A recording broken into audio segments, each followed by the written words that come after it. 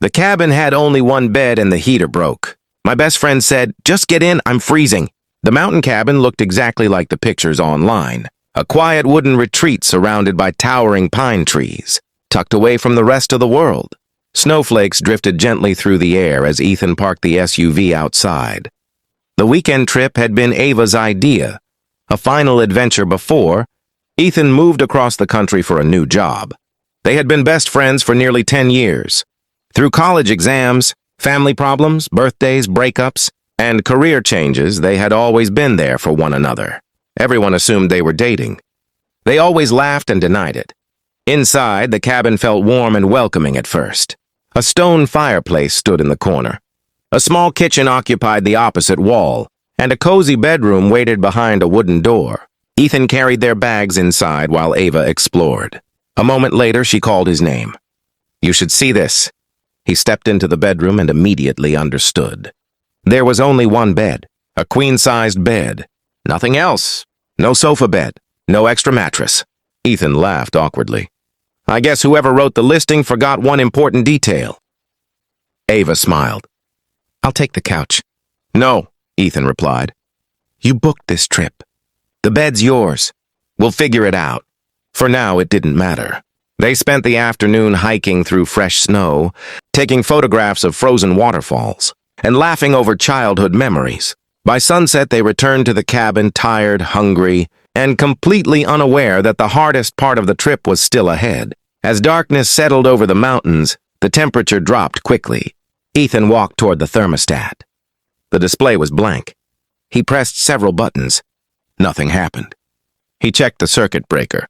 Everything seemed normal. Then he opened the utility closet. "The heater's dead." Ava wrapped a blanket around her shoulders. "Maybe it'll restart?" It never did. Within an hour, the cabin became painfully cold.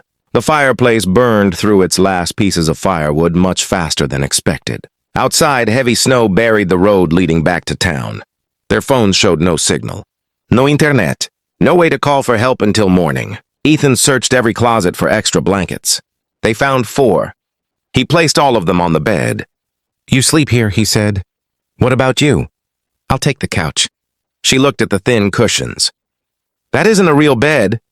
"I'll survive." He smiled, trying to sound confident. Hours passed. Neither of them slept. The cold crept through the walls until every breath became visible in the air. Ethan curled beneath 2 blankets on the couch, shivering despite wearing his winter jacket. Across the room, Ava wasn't doing much better. She rubbed her hands together repeatedly, trying to warm them. Finally, she climbed out of bed and quietly walked into the living room. "Ethan!" He opened his eyes.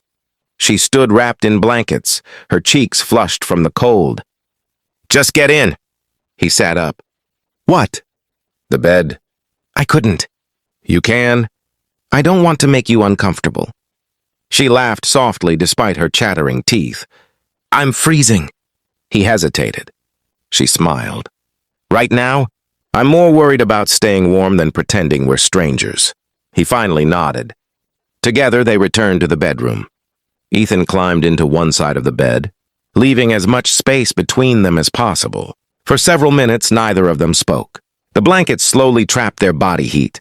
Little by little, the shivering stopped. Outside, the wind howled through the trees. Inside, the cabin became strangely peaceful. Ava stared at the wooden ceiling. "It's weird." "What is?" "In 2 weeks, you'll be living over 1,000 miles away." Ethan sighed. "I know. I still haven't gotten used to the idea." "Neither have I." Silence returned. Not uncomfortable, just honest. Finally, Ava smiled. "Do you remember freshman year? When you accidentally spilled coffee on me? I've been apologizing for 10 years. He laughed quietly. "And you've been buying me coffee ever since." She smiled. "Best accident of my life." He turned toward her. "Mine too." The room grew quiet again. Outside, snow continued piling against the cabin windows. "I've been thinking," Ava said softly. "Dangerous." She nudged him gently. "I'm serious." "So am I." She took a slow breath. "I think I kept telling everyone we were just friends because I was scared." "Scared of what?" "That if I admitted I wanted more, you'd stop being my best friend." Ethan remained silent. Not because he didn't know what to say, because she had spoken the exact words he had carried inside for years. "I almost didn't take this job," he admitted. She looked surprised. "Why?" "Because leaving you felt harder than leaving everything else." Her eyes filled with tears. "You never told me. I thought you deserved to follow your own life. And you decided that without asking me?" He smiled sadly. "I guess I did." Ava reached across the blankets and took his hand. "I don't want 10 more years of pretending." He gently squeezed her fingers. "Neither do I." Morning sunlight slowly filled the cabin. The storm had ended. Fresh snow sparkled outside like millions of tiny diamonds. A repair truck finally reached the cabin around mid-morning. The mechanic apologized for the broken heater and quickly restored the heat. By then, neither Ethan nor Ava seemed to care. The cold night that had forced them into the same bed had also forced them to stop, hiding behind fear. As they packed the car, Ethan looked at the snow-covered cabin one last time. "It turns out the trip wasn't about getting away." Ava smiled. It was about finally finding the courage to come home. He took her hand before opening the car door.